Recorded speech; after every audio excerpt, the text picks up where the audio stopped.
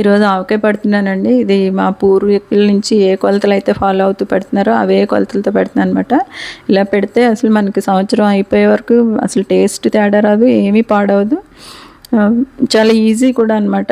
మనం పూర్వం అంటే అన్ని రోట్లో దంచి కారం, ఆవపిండి, మెంతుల పిండి ఇవన్నీ కూడా రోట్లో దంచి చేసేవాళ్ళు. ఇప్పుడు అన్నీ మనకి రెడీమేడ్గా దొరుకుతున్నాయి కాబట్టి మనం కాఫీ టీలు అంత ఈజీగా పెట్టుకోగలము, అంత ఈజీగా ఆవకాయ పెట్టేసుకోవచ్చు అనమాట. దాని మనకి కావాల్సిన ఇంగ్రీడియంట్స్ ఆవకాయకి మామిడికాయ ముక్కలు, ఆవాలు, మెంతులు, వెల్లుల్లిపాయలు, జీలకర్ర, నూనె, ఉప్పునండి. ఇవి ఉంటే సరిపోతుంది. ముందుగా మనం అంటే ఇప్పుడు రైతు బజార్కి వెళ్తే అక్కడే మామిడికాయల ముక్కలు కట్ చేసి ఇచ్చేస్తున్నారు. ఇందులో కూడా సువర్ణరేఖ, కొత్తపల్లి కొబ్బరి, తెల్ల గులాబీలు, జలాలయాలు చాలా రకాలు ఉంటాయి. మనకి బాగా పుల్లగా ఉన్నవి అయితే బాగుంటాయని అవి తీసుకున్నాం అనమాట. లోపల జీడి అంతా ముక్కలు కట్ చేసిన తర్వాత ఈ జీడి వస్తుంది కదా, ఈ జీడంతా తీసి పడేస్తారు. కానీ నేనైతే ఇది కూడా తీసి బాగా ఎండబెట్టేసి స్టోర్ చేసుకుంటానండి. ఇందులో విటమిన్ B12 చాలా ఎక్కువ ఉంటుంది. మనకి రోజుకి బాడీకి కావాల్సిన విటమిన్ B12 అంతా రోజు ఒక స్పూన్ మనం తీసుకోగలిగితే మనకు కావాల్సిన విటమిన్ B12 వచ్చేస్తుంది అనమాట. ఈ జీడి ఎండబెట్టేసి పొడి చేసుకుని స్టోర్ చేసుకుని రోజు ఒక హాఫ్ స్పూన్ హాట్ వాటర్లో కలుపుకొని కొంచెం తేనె కలుపుకొని తాగేయచ్చు. కొంచెం చేదుగా ఉంటుందండి. ఇలా తాగలేము అనుకున్న వాళ్ళు చపాతీ పిండిలో కానీ, ఇడ్లీ పిండిలో, దోశల పిండిలో కలిపి వేసేసుకోవచ్చు అనమాట.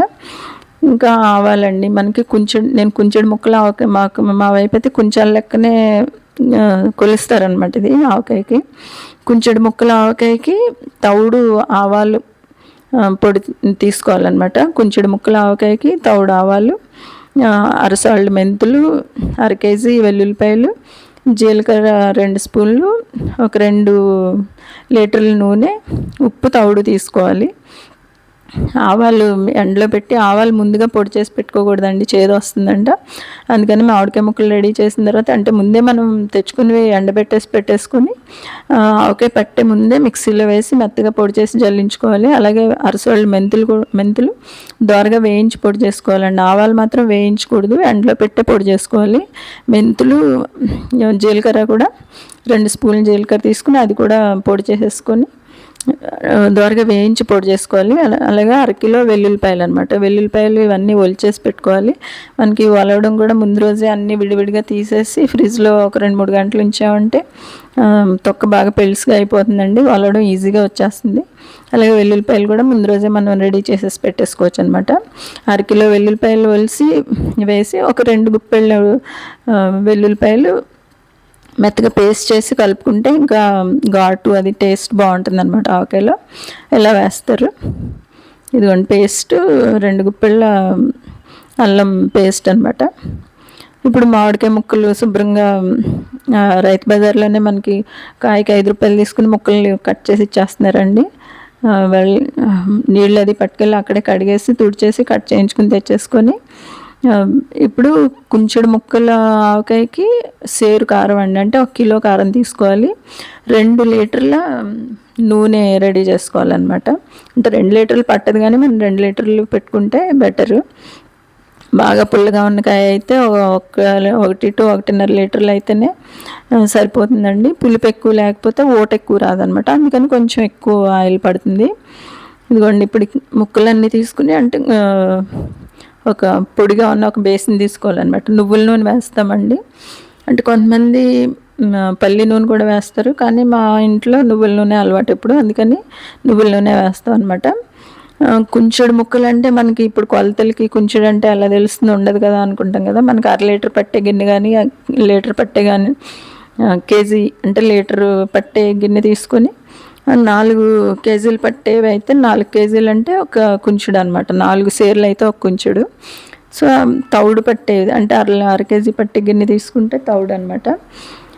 అలా కొలుచుకొని ఇప్పుడు కుంచెడు ముక్కలు అంటే 4 సేర్లు మామిడికాయ ముక్కలు తీసుకొని అవి ఒక బేసిన్లో వేసుకొని అందులో తౌడు ఆవాలు తీసుకుని పొడి చేసుకున్నాం కదా, అవి 1/2 కేజీ అరసోళ్ళు మెంతులు వేయించి పొడి చేసుకున్నాం, అది 2 స్పూన్ల జీలకర్ర పొడి చేసుకున్నాం కదా అది, తౌడు ఉప్పు, సేరు కారం వేసేసి 1/2 కిలో వెల్లుల్లిపాయలు, 2 గుప్పెళ్ళు వెల్లుల్లిపాయలు పేస్ట్ చేసింది అన్నీ వేసేసి అప్పుడు ఆయిల్ కూడా అంటే 1 స్పూన్ పచ్చిమెంతులు వేయాలి, 1 స్పూన్ పసుపు, ఇవన్నీ కూడా వేసేసి పైనుంచి ఆయిల్ అంటే మొత్తం మనం వేయాలనుకున్న ఆయిల్ అంతా మొదటి రోజు వేయకూడదండి. ఒక 1/2 లీటర్ టు 3/4 లీటరు చూసుకుంటూ అంటే తడి అయ్యేలాగా కలపాలన్నమాట. ఈ పిండిలన్నీ వేసేసి ఇదంతా తడిచేలాగా అంటే మరీ ఎక్కువ కాకుండా తడిగా అయ్యేలాగా ఆయిల్ వేసి కలిపేయాలి బాగా. అంటే మనం గరిటతో కలుపుదామని ట్రై చేశాను కానీ అది అవ్వదు. మనం పొడిగా ఉన్న చేత్తో శుభ్రంగా తుడిచేసుకొని బాగా కలపాలి. కలిపేసి మొదటి రోజే మనం డైరెక్ట్ స్టోర్ చేసేసుకోవడానికి అవ్వదండి. మనకి 3వ రోజుకి బాగా ఊట వస్తుందన్నమాట. ఇది ఇలా కలిపేసిన తర్వాత ఒక జాడీలో పెట్టేసుకోవాలి. పెట్టేసుకొని ఆ జాడీ పై వరకు పెట్టకూడదండి. పై వరకు పెట్టామంటే ఊటొచ్చి ఆయిల్ అంతా మళ్ళీ బయటికి పొంగిపోతుందన్నమాట. అందుకని 3/4 వరకే వచ్చేలాగా ఇదంతా మిక్స్ చేసింది పెట్టాలన్నమాట. పెట్టి మూత పెట్టేసి అలా ఉంచేసి 3వ రోజు తీసి మళ్ళీ కలుపుకోవాలి. ఈ కొలతలు చూడండి, కొంచెం ముక్కలు ఆవకాయకి సేరు కారం, తౌడు ఆవాల పొడి, సాల్ట్ మెంతుల పొడి, 2 స్పూన్ల జీలకర్ర పొడి, తౌడు అంటే 1/2 కిలో ఉప్పు కూడా మెత్తగా పొడి చేసేసుకోవాలండి. నూనె 1 టు 2 లీటర్లు అనమాట. అంటే మన కాయ పులుపు ఉంటే ఎక్కువ ఊట వస్తుంది, ఎక్కువ పట్టదు. అందుకని మనం 2 లీటర్ల నూనె రెడీగా పెట్టుకుంటే చూసుకుంటూ కలుపుకోవచ్చు అనమాట. ఇదిగో ఇలా కొంచెం 1/2 లీటర్ పైనే ఆయిల్ కలిపితే ఇలా తడిగా అవుతుంది. ఇదంతా మనం ఒక జాడీలో పెట్టేసి అలా ఉంచేయాలండి. మళ్ళీ 3వ రోజుకి ఊట వస్తుంది. అప్పుడు మొత్తం మళ్ళీ కలిపి ఇంకా మిగిలిన ఆయిల్ దాన్ని బట్టి చూసుకుని ఊట వచ్చిన దాన్ని బట్టి ఒక 1/2 లీటరా లేకపోతే లీటర్ పడుతుందా అనేది కలిపేసుకోవాలన్నమాట. అసలు మనం బయట పచ్చడి కొనాలంటే కిలో కనీసం 600-700 ఉంటుంది.